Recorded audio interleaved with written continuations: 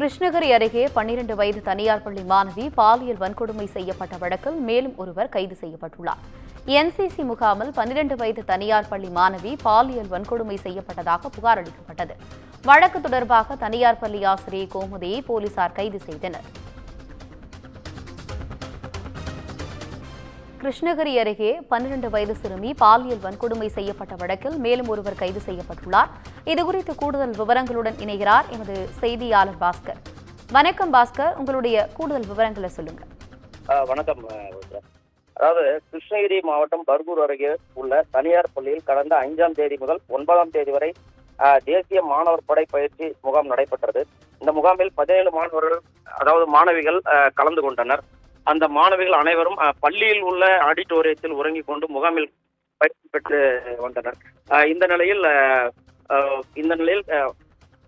அதாவது 12 வயது சிறுமி அதாவது அதிகாலை 3 மணி அளவில் தேசிய மாணவர் படை பயிற்றுனரான சிவராமன் என்பவர் பாலியல் வன்கொடுமை செய்துள்ளார். அந்த மாணவி தனக்கு நேர்ந்த கொடுமைகளை குறித்து பள்ளியின் ஆசிரியர் மற்றும் முதல்வரிடம் புகார் அளித்துள்ளார். அதற்கு பள்ளியின் முதல்வர் சதீஷ்குமார் இந்த சம்பவத்தை பெரிதுபடுத்த வேண்டாம் என்று கூறியுள்ளனர்.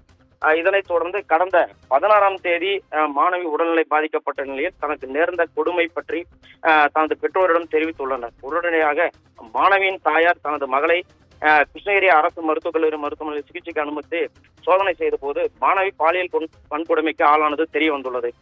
இதனை அடுத்து பர்கூர் அனைத்து மகளிர் காவல் நிலையத்தில் என்சிசி பயிற்றுனர் சிவராமன் மற்றும் பள்ளியின் முதல்வர் உள்ளிட்ட அனைவரின் மீதும் வழக்கு பதிவு செய்து சேலம் சரக டிஐஜி உமா மற்றும் கிருஷ்ணகிரி மாவட்ட காவல் கண்காணிப்பாளர் தங்கதுரை ஆகியோர் நேரில் விசாரணை மேற்கொண்டனர்.